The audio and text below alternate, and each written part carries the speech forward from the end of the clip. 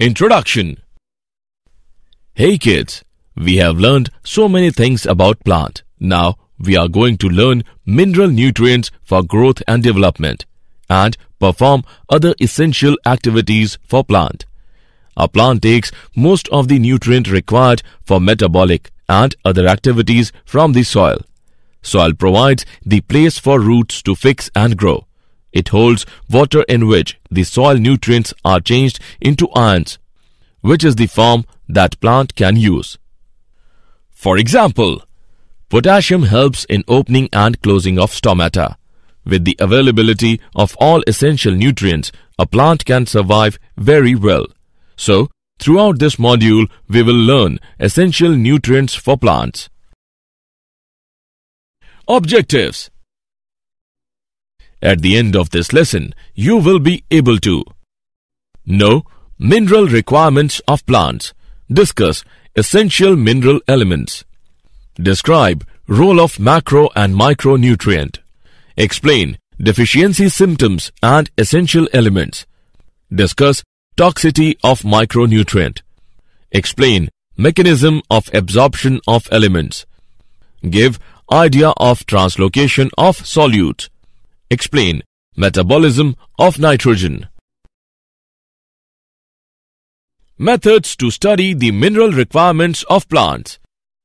As the population of the world is growing constantly, so we need more reliable ways to meet the demand of food. One such technique is hydroponics. Hydroponics is a technique of growing plants without soil in water containing dissolved nutrients. Advantages of hydroponics. Plants can be grown anywhere. Controlled plant growth and water and nutrients are conserved. Essential mineral elements. The essential elements are nitrogen, phosphorus, potassium, calcium, magnesium, sulfur, boron, chlorine, iron, manganese, zinc, copper, molybdenum, and nickel. Criteria for essentiality. An element is considered to be essential if the plant is not able to complete its life cycle in the absence of element. The element is not replaceable by any other element. The element is directly involved in metabolism of plant. Criteria for essentiality. The elements can be divided into two broad categories. They are macronutrient, micronutrient. Macronutrient. The nutrient which are present in the tissues of the plant in high amount. Some of the macronutrients are nitrogen, phosphorus, and potassium. Nitrogen is a major component of protein, chlorophyll, and other enzymes that are essential for plant life.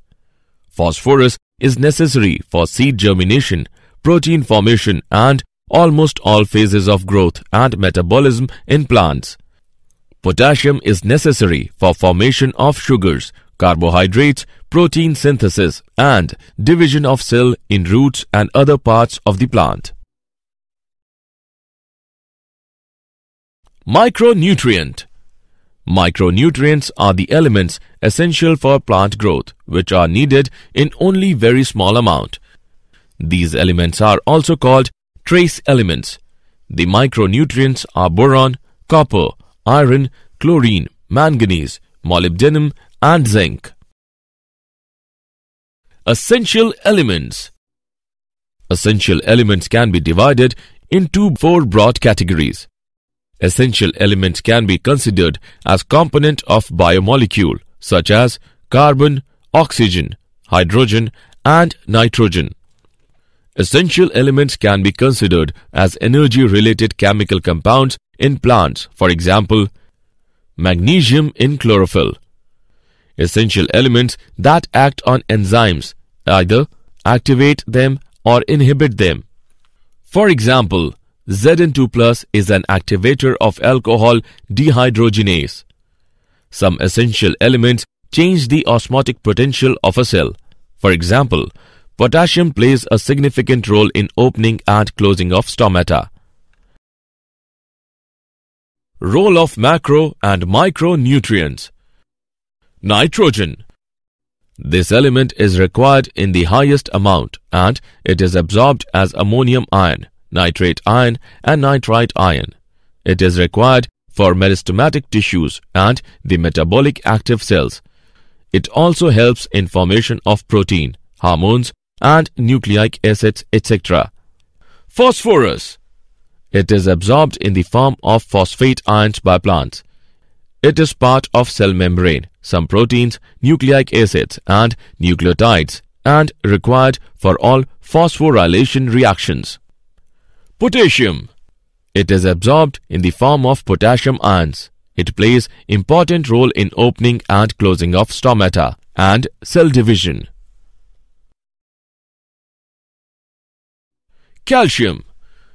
It is absorbed by the plants in the form of calcium ions. It enhances water movement in cells and is necessary for cell growth and division. Calcium is immovable. Once deposited on plant tissue, there is a constant supply for growth. Magnesium. It is a structural component of chlorophyll molecule and is required for functioning of enzymes in plant to produce carbohydrates, sugars and fats. It is essential for the germination of seeds and used to formation of fruits and nut. Sulfur. It is a structural component of amino acids, vitamins and enzymes. It gives flavors to many vegetables. Iron. It is absorbed by the plants in the form of ferric ions. It is necessary for many enzymes function and act as catalyst for the synthesis of chlorophyll. Manganese. It plays crucial role in enzyme activity for photosynthesis, respiration and nitrogen metabolism. Zinc.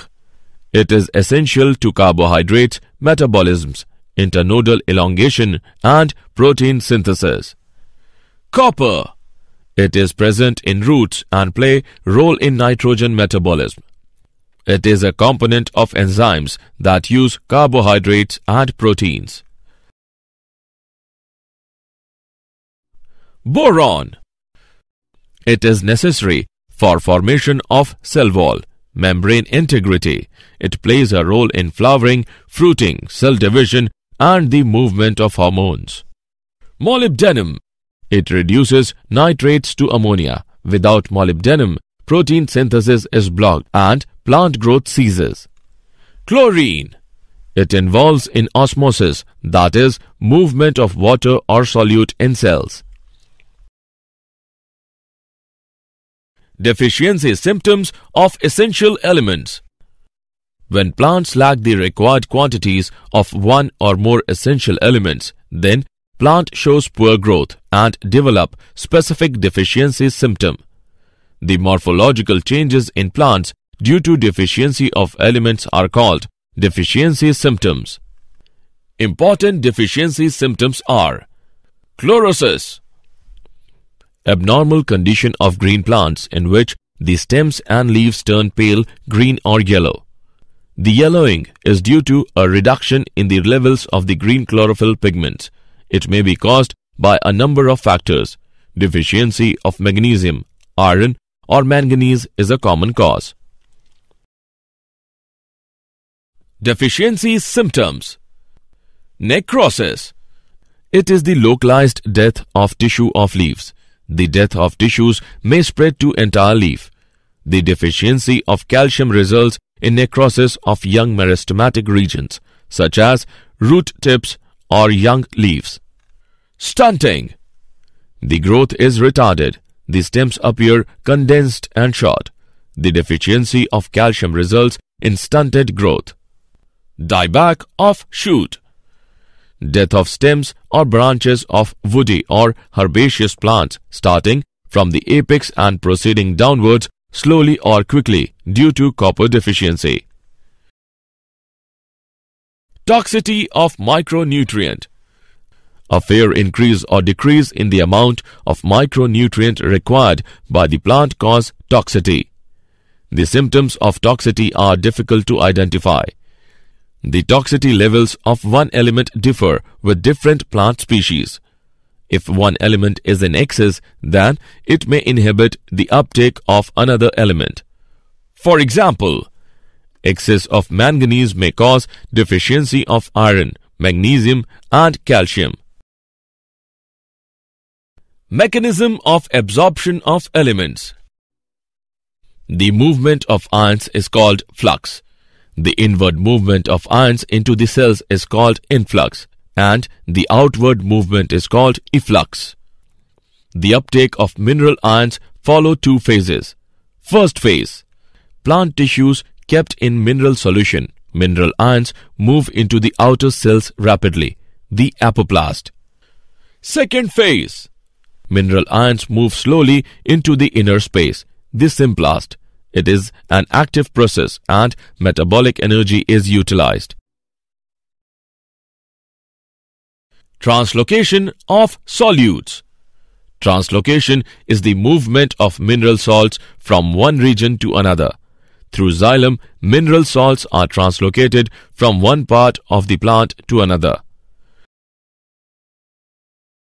Soil as reservoir of essential elements. The elements present in soil in several chemical forms. Elements can be dissolved in soil solution as ions. They may be bound in insoluble forms. As elements change their form in soil, so a dynamic equilibrium exists that shifts according to the soil conditions, including concentration of different ions, pH, and aeration of the soil. Soil also contains nitrogen-fixing bacteria, other useful microorganisms. It also holds water. Metabolism of nitrogen. Nitrogen cycle. All life on Earth requires nitrogen compounds, for example, proteins and nucleic acids. Nitrogen cycle involves the following steps: nitrogen fixation, ammonification, nitrification, denitrification. Nitrogen fixation. The process of conversion of nitrogen into ammonia or other nitrogen compounds is known as nitrogen fixation. Lightning and ultraviolet radiation provide energy to convert nitrogen into nitrogen oxides like N2O, NO, and NO2. Nitrogen cycle. Ammonification. The process by which organic nitrogenous compounds are decomposed to produce ammonia is known as ammonification. Nitrification. Nitrification is the process of converting ammonia first into nitrite and then into nitrate. 2NH3 plus 3O2 gives 2NO2 plus 2H plus 2H2O. 2NO2 plus O2 gives 2NO3. This process is carried out by soil bacteria that are chemoautotrophs. Ammonia is oxidized into nitrite by Nitrosomonas and Nitrococcus. Nitrite is oxidized to nitrate by Nitrobacter. The nitrates are absorbed by the plants and reduced to nitrites. Denitrification. It is the process of conversion of reduction of the nitrates into free nitrogen. It is carried out by the bacteria like Pseudomonas and Thiobacillus. Biological nitrogen fixation. Biological nitrogen fixation is the process in which atmospheric nitrogen is reduced to ammonia by living organisms in the presence of nitrogenase. The nitrogen-fixing bacteria may be free-living or symbiont. Free-living nitrogen fixers are Azotobacter, Bergeringia. Both are aerobics, whereas Rhodospirillum is anaerobic. Cyanobacteria such as Anabena and Nostoc are also free-living nitrogen fixers. Symbiotic biological nitrogen fixation. The classical example of symbiotic association is legume-bacteria relationship. Leguminous plants have root nodules in which the symbiotic bacteria Rhizobium fix atmospheric nitrogen into ammonia. The ammonia is subsequently available for many important biological molecules such as amino acids, proteins, vitamins and nucleic acids. Frankia is free-living bacteria in soil which can also fix atmospheric nitrogen. Nodule formation.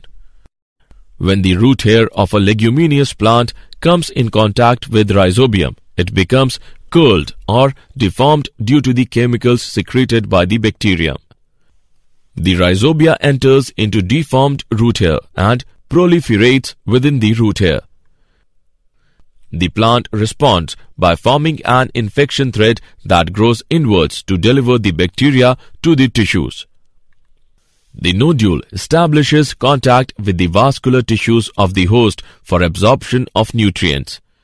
The formation of root nodules and nitrogen fixation occurs under the control of genes of legumes and genes of bacteria. The reaction occurs is nitrogen plus 8 electron, 8 hydrogen ions plus 16 ATP gives 2NH3 plus hydrogen plus 16 ADP plus 16 Pi. Fate of ammonia. The ammonia formed by nitrogen fixation is used for the synthesis of amino acids. There are two processes by which amino acids are synthesized. Reductive amination.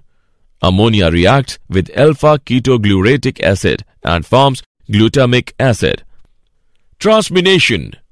In this process, the amino group is transferred from one amino acid to the keto group of a keto acid. Did you know? Plant roots are surrounded by thousands of bacteria and fungi living in the soil and on the root surface. Plants use their defense system to identify beneficial microorganisms. For example, when the plant detects a chitin molecule that is secreted by rhizobium, soil bacteria formation of root nodule occurs. Rhizobium bacteria are allowed to enter and colonize in the symbiotic organs and they produce nitrogen for the plant. Summary. Let us summarize what we have learnt.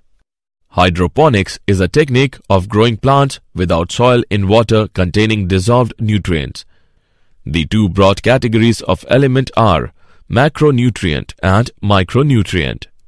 The nutrients which are present in the tissues of the plant in high amount are called macronutrient. The elements needed in low amount are called micronutrient. Abnormal condition of green plants in which the stems and leaves turn pale, green or yellow is called chlorosis. The localized death of tissue of leaves is called necrosis. The retarded growth of the plant is termed as stunting. A fair increase or decrease in the amount of micronutrient required by the plant causes toxicity. Translocation is the movement of mineral salts from one region to another. Nitrogen cycle involves nitrogen fixation, ammonification, nitrification and denitrification.